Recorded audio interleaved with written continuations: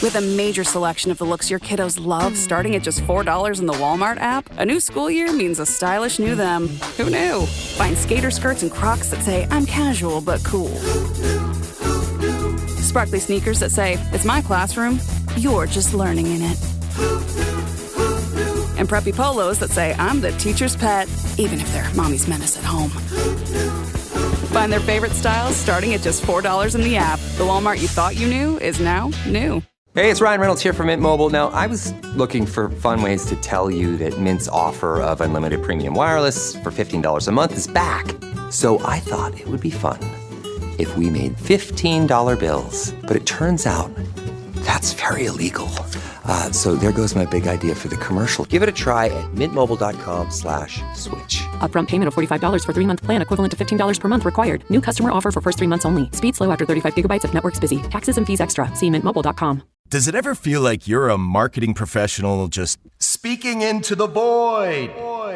Well, with LinkedIn ads, you can know you're reaching the right decision makers. You can even target buyers by job title, industry, company, seniority, skills. Wait, did I say job title yet? Get started today and see how you can avoid the void and reach the right buyers with LinkedIn ads. We'll even give you a $100 credit on your next campaign. Get started at linkedin.com/results. Terms and conditions apply. USAA knows dynamic duos can save the day, like superheroes and sidekicks or auto and home insurance. With USAA, you can bundle your auto and home and save up to 10%. Learn more and get a quote at USAA.com/bundle. Restrictions apply. AI is moving fast. So fast, it's hard to keep up. In fact, in ServiceNow's latest AI Maturity Index, scores dipped 20% from last year. But that's okay, because AI isn't a sprint. It's a marathon. You may be behind today, but tomorrow you could be a pace setter. Dive into ServiceNow's AI Maturity Index and see how you can innovate as fast as your ambitions. Visit servicenow.com/AI maturity. On WhatsApp, no one can see or hear your personal messages. Whether it's a voice call, message, or sending a password. To WhatsApp, it's all just this. So whether you're sharing the streaming password in the family chat or trading those late-night voice messages that could basically become a podcast, your personal messages stay between you, your friends, and your family. No one else. Not even us. WhatsApp. Message privately with everyone.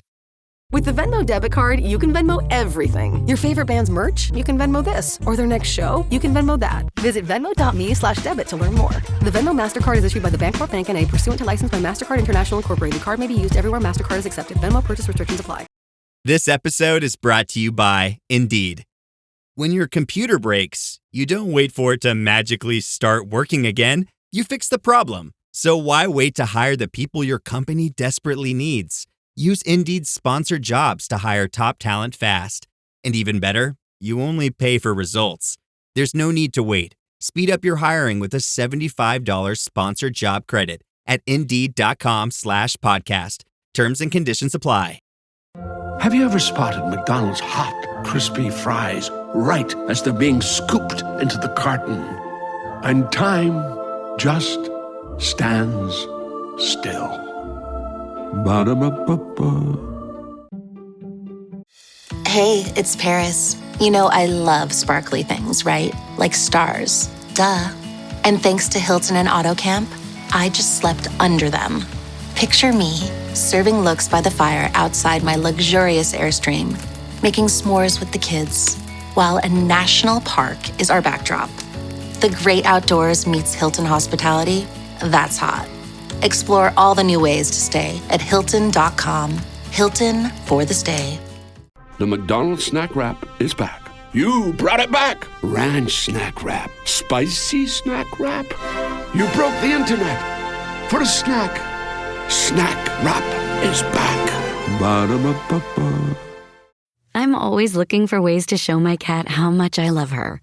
And with Fancy Feast gems, I can pamper her whenever I want with a savory gravy on top of a gourmet mousse pâté. The pyramid shape makes serving simple, so all I have to do is peel and plate to make mealtime feel extra fancy. And with 2 entrees in every pack, it's easy to turn every day into the extraordinary. Fancy Feast gems. This episode is brought to you by Starbucks. Smooth, bright, deliciously crafted. Introducing Starbucks Sansera Blend, their smoothest, brightest coffee yet. It's a new kind of light roast, one that's packed with so much flavor, it shines no matter how you brew it. So go ahead and try it hot, iced, black, or with a splash of creamer. Visit athome.starbucks.com/Sansera-blend-coffee to bring Starbucks Sansera Blend home. Are your business expenses playing hide and seek? With Uber for Business, the small spends that slip through the cracks, like rides and meals, go right where you need them.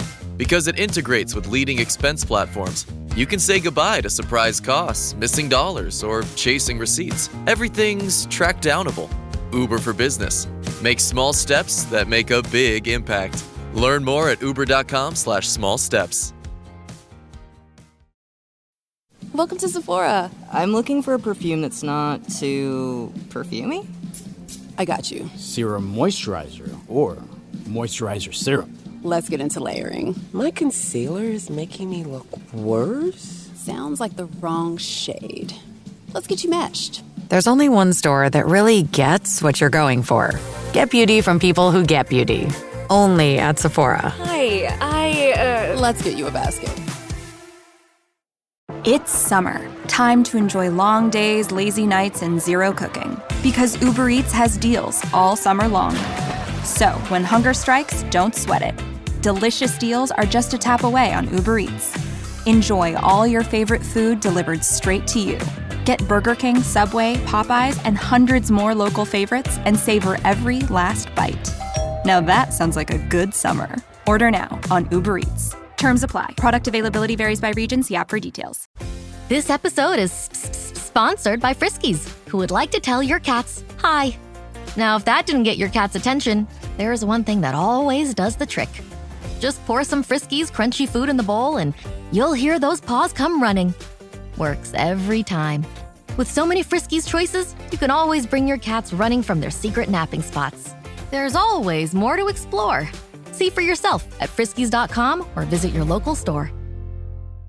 Hey, this is Bill Simmons from the Bill Simmons Podcast, here to help you make the most of your summer with Michelob Ultra, a superior light beer worth playing for.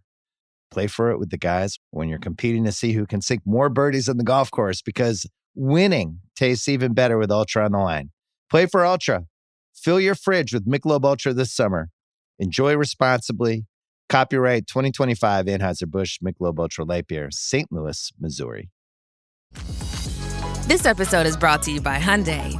Get into the Hyundai Getaway Sales Event and get away with a deal so right, it almost feels wrong. Because right now, you can save big on their most popular models, including SUVs like the Hyundai Santa Fe and Santa Fe Hybrid, and the all-electric Ioniq 5 and Ioniq 6. The Hyundai Getaway Sales Event. Visit HyundaiUSA.com. Offers end September 2nd, 2025. Your earbud fell in a coffee cup. You need a taco pick-me-up. When modern life gets rough, grab the timeless taste you love. Paso, the old El Paso. Everyone who works at Starbucks, full or part-time, gets stock in our company, simply for being part of our company. That's why we call our employees partners, because when Starbucks succeeds, our people do too. And that success turns into down payments, family vacations, and so much more. At Starbucks, benefits like company stock are just the start. Learn more about how we support partners at starbucks.com/partners. Welcome to the HCI family of podcasts. We're your source for personal, professional, and organizational growth and development. We share our own original research, explore industry trends, and interview executives and thought leaders from across the globe. Join us for practitioner-oriented content around all things leadership, HR, talent management, organizational development, and change management. Maximize your personal and organizational potential with the HCI family of podcasts. Hey, it's Ryan Reynolds here from Mint Mobile. Now, I was looking for fun ways to tell you that Mint's offer of unlimited premium wireless for $15 a month is back. So I thought it would be fun if we made $15 bills. But it turns out that's very illegal. So there goes my big idea for the commercial. Give it a try at mintmobile.com/switch. Upfront payment of $45 for 3-month plan, equivalent to $15 per month required. New customer offer for first 3 months only. Speed slow after 35 gigabytes if network's busy. Taxes and fees extra. See mintmobile.com. Robb Munger, welcome to the conversation today. Good afternoon. It's great to be with you. You're joining us from Michigan. I'm south of Salt Lake City in Utah. And today we're going to be talking about sustainable community revitalization projects. A little bit of a step aside from a lot of the things we often talk about, but longtime listeners of the podcast know that we often touch on social impact issues and topics, and I think this is a really important one, and we're really excited today to hear from Robb and his expertise and experience. As we get started, I wanted to share Robb's bio with everybody. Robb Munger, founder of Exodus Place, champions transitional housing for homeless men with a background in finance, where he established a leading financial company in manufactured housing. Munger's journey took a pivotal turn when he joined the board of Guiding Light Mission.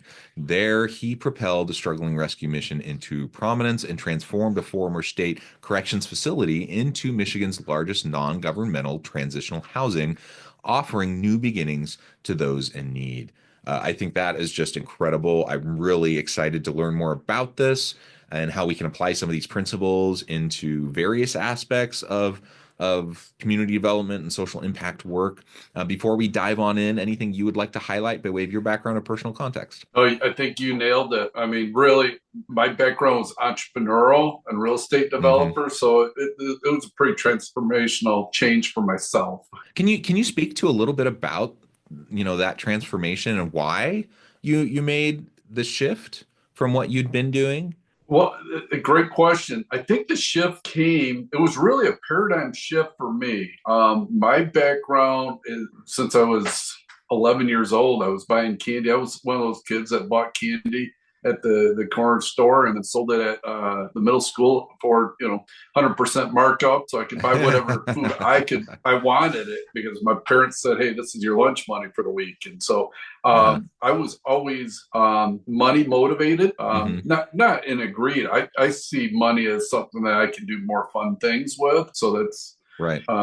So my pivotal time, John, was when I was driving by a homeless guy, and his sign said, "I'll work for food." And I went and went to my pick up some stuff at a retail store, and it was a Saturday morning. And in Michigan, we have these gray days. Okay, I don't know about you. I think you have a lot more sun than we do, but you see the pavement is gray, the sky is gray, it's just gray, and it was misting. So on my way back, I stopped, I helped him. He stopped and started talking to him, and I said, "You really will work for food?" And he goes, "Yep." And so I said, "If you're here on Monday," and this was a Saturday morning, "I will pick you up and I will get you housing. I'll put you to work. I'll provide you food and everything." And so went to church Sunday, honestly, prayed to God he wasn't going to be there. People say today, "Oh, you're such a good Christian." Well, really, I'm not. I'm kind of probably more of the real person, I would say, or maybe I think there's a lot better people than me. So anyway, sure enough, after my business meeting, see him, help him get established with housing and everything set up, put him to work. And after about 6 weeks, John, I thought I was the one that was being his savior, pulling him out of homelessness and stuff. The pivotal paradigm shift was when I realized I wasn't put in his life to change his life. He was put in my life to change my life. Yeah. And that's very humbling and very, I grew up, my father and mother taught me to work. I think I was at 4 years old. I had to dust shelves in a hardware store to get, if I wanted to get a Coke or I wanted to get a Hot Wheels car. So I was very prejudiced against the homeless and the poor, because I thought if I can do it, anybody can do it. And it's the common narrative, right? There's the stereotypes of the poor, just pull yourself up by your bootstraps, you're lazy, you've made bad life choices and it's your fault, blah, blah, blah. And, some of that could be true. I mean, it depends, but it's not really our place to judge it, right? Like we don't know their situation. We don't know what their motivations are, what their back history is. We don't know, like, do they have mental health challenges? We don't know any of that stuff. Like, all we know is there's this person in front of us that is in need, right? And we tend, because of common kind of societal narrative, that we tend to jump towards the negative, and we tend to make assumptions, really negative assumptions, and a lot of times those assumptions just aren't even remotely accurate. You're exactly right, 100% right, John.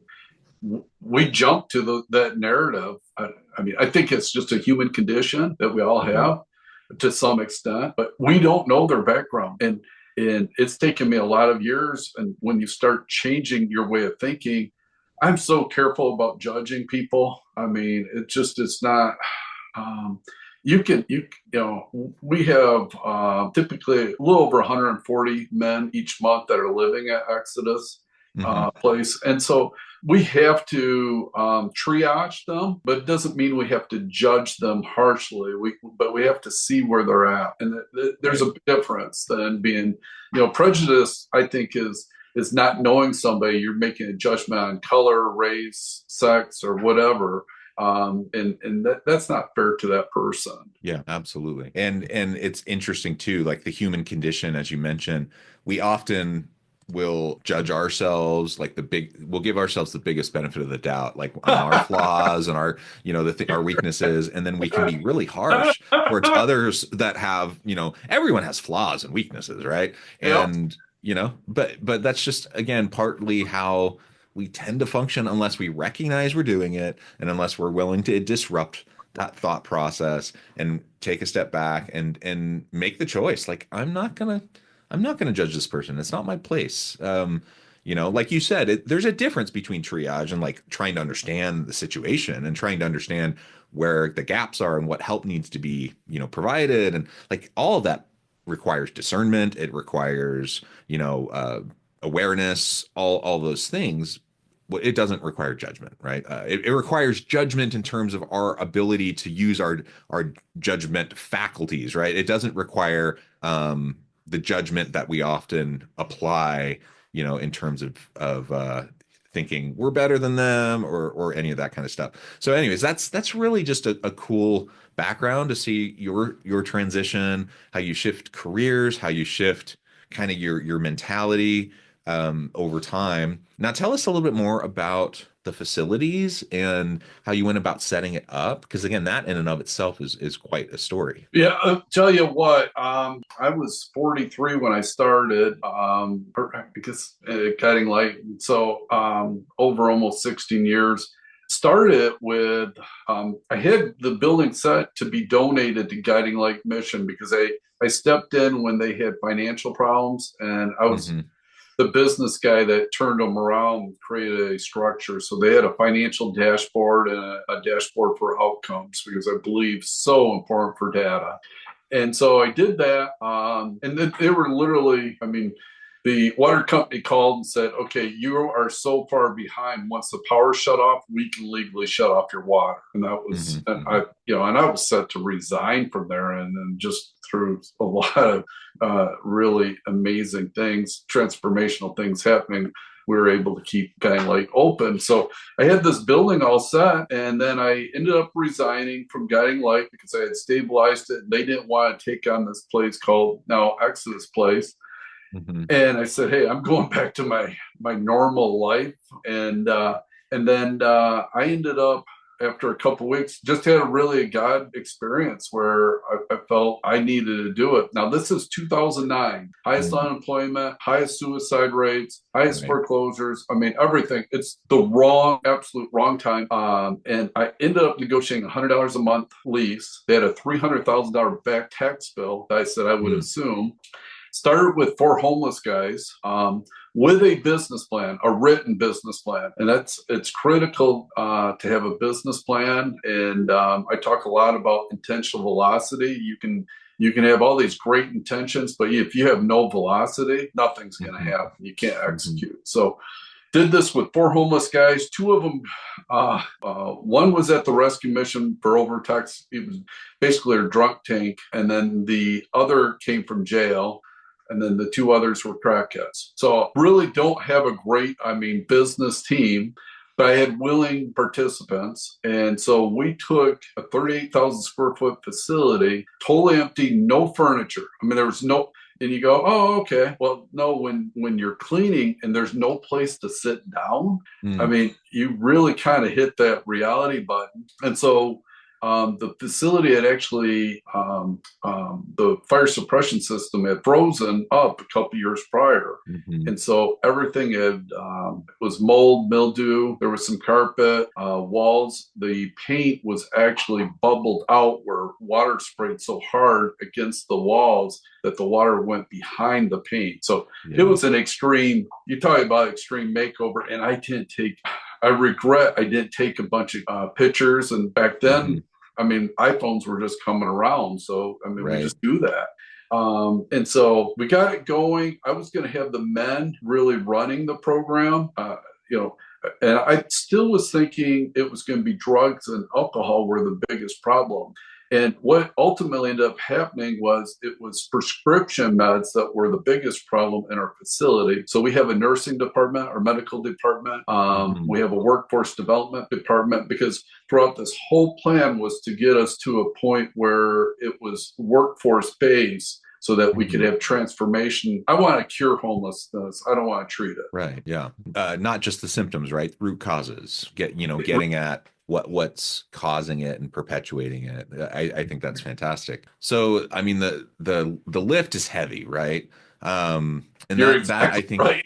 It's very heavy. I think that's so impressive, just to, the perseverance that's required to get through that heavy lift stage, especially, when you get in there and you're like looking around, you're like, oh my gosh, what did we just get ourselves into?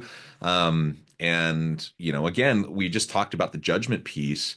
I imagine it could be really easy to slip back into the judgment, and to start to try to make excuses and why should I bail from this project? And my guess is it's not an overnight light switch flip, right? There's probably some kind of growth over time in terms of being able to set aside those prejudices and assumptions, and just being the willingness to continue to see things through even when things are really, really tough.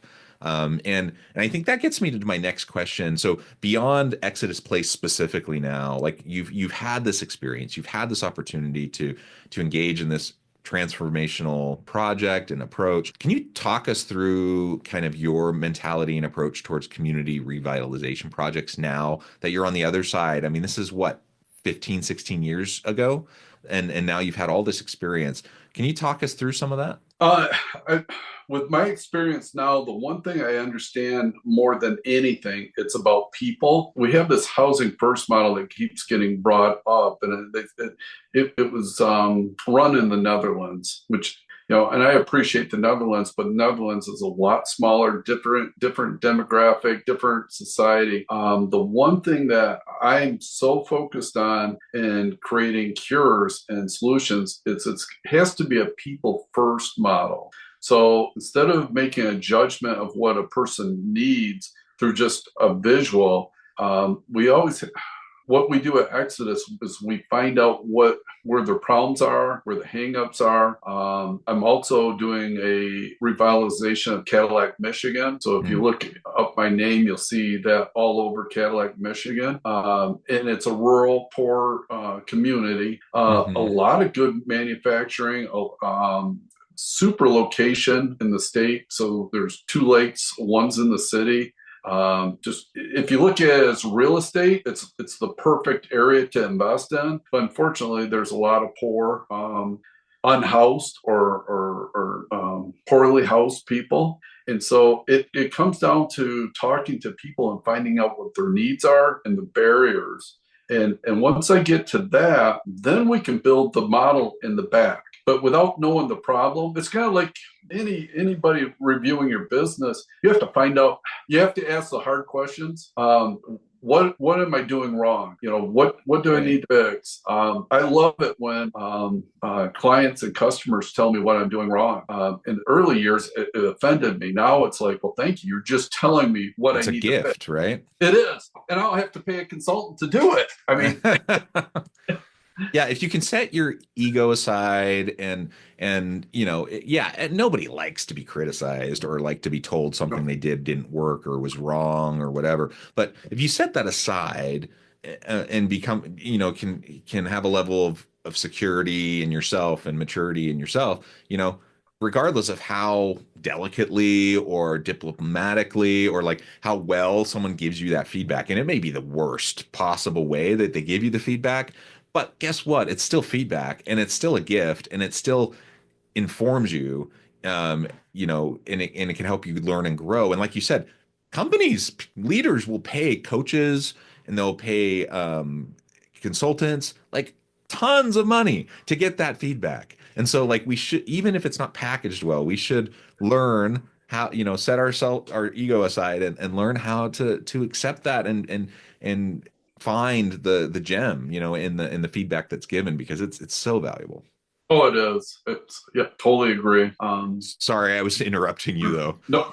Hey, one of the biggest things that I focus on for Exodus Place, we have about a 93% success rate. And in our marketplace, just nationally, people are surprised that we have that high of a success rate, because we're dealing with people with 80% of my clients there have a reading comprehension of a second grade and below. And then just the felonies and stuff. And if you have a low understanding of education, high level of desire for dopamine, I mean, you're going to end up probably in jail, or, doing some crazy motorcycle stuff or something fun, but get hurt. But, I'm talking guys, because guys, I'm talking as one, I've done some stupid things.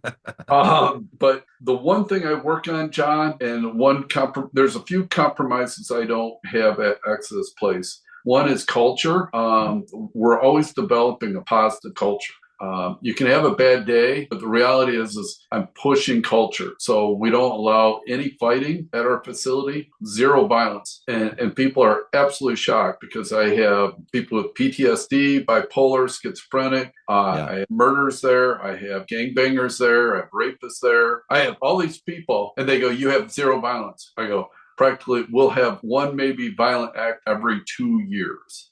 And so we don't have violent acts. So, but we hone this culture of a positive attitude and helping one another. So it's a people first model. So from the staff to the members, we call them members, not clients. We get them enrolled in the fact that, hey, we're here first to help people first. We're going to help each other.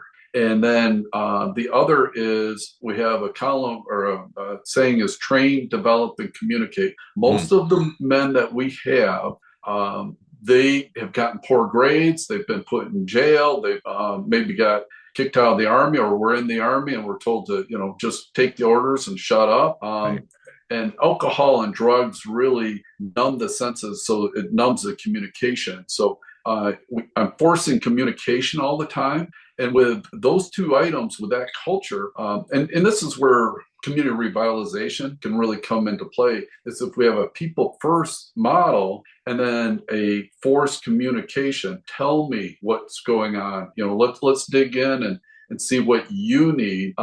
That's why we're successful. Well, I like how, you have high standards, right? You're able to set aside the prejudice, the bias, the assumptions. You recognize, yes, these, oftentimes the unhoused have a backstory, right? There may be legal stuff, there may be substance abuse, there may be mental health issues. There could be all sorts of things, and so choosing to engage, isn't necessarily for the faint of heart, but it also means that these people aren't irredeemable, right? Like these people can be every bit as functional and contributing to each other and to society as any of us. And they've, for one reason or another, have been down on their luck and have found themselves in hard situations. And to have someone believe in them and to give them a framework and the ability to kind of rebuild their life, it can be, again, so transformational and so impactful. And it starts with having high expectations. It starts with, holding them to those expectations. And what's incredible to me is that you have a clear track record of, yes, people stand up and they arise to the challenge, right? It could be super easy for them to kind of fall back into old habits or anything that may keep them from having a higher likelihood of success, and yet they stand up and they move forward and they make progress. And I think when we're thinking about any sort of community revitalization, whether in this case you're dealing with the unhoused, it could be anything. It could be any sort of issues that we experience in our communities. And I think these principles are going to be fairly consistent in how we need to approach it. And I appreciate the humility that you bring to this topic, that you bring to your experience, and I appreciate the faith that you show in these individuals and in this hard situation. It can be hard to be optimistic and have that faith amidst a crazy world. Like we're in a messy place, and things are hard, and it can be really easy for us to just kind of either put our head in the sand and ignore it, or to just get angsty and frustrated and angry and then not do anything about it. And so, one thing I would just encourage anyone in the audience today to do is to take a step back, take some stock, and think about, like, what can you do within your sphere of influence today to start to make a difference, to start to make an impact. And it doesn't need to be starting, a transitional housing facility, right? That's a huge project and one that completely, changed your life path and disrupted your life. That's awesome. Not everyone's in a place to do that. Not everyone can do that. That's okay. But like, start where you can start, and start now. And collectively, if we all do that, we'll have tremendous outcomes. Well, Robb, I note the time. I need to let you go and get on with your busy day. Before we wrap things up for today, I just wanted to give you a chance to share with the audience how they can connect with you, find out more about your work, your team, and then give us the final word for today. Well, thank you. Real easy to connect with me. You can email me. So if you have specific questions, I put my email out there, Robb, R-O-B-B, at exodusplace.org. And then also you can go to exodusplace.org. If you want to learn a little bit more about me too, you can go to mungerventures.com, because I still invest in a lot of real estate because of community developments and stuff. But the one thing I'd like to leave with your audience, and this is one thing I'm really sharing with a lot of people now, is don't go out to just survive. My mentality is to help people thrive. Yes. Yeah. When you just go out to survive, you're just doing it. Good enough's not good enough. Okay. Yeah, you're going to get by. But the reality is if we come with the attitude that we want to thrive, and when we're having these conversations with people to make a difference in the world, thriving is going to bring a lot of people around us and encourage them, lift them up. And my goal is to lift people up and make a positive difference in people's lives. I love it. I love it. Robb, thank you so much. It's just been a real pleasure. I encourage the audience to reach out, to get connected, find out more about what Robb can do for you. And as always, I hope everyone can stay healthy and safe. They can find meaning and purpose at work each and every day. And I hope you all have a great week.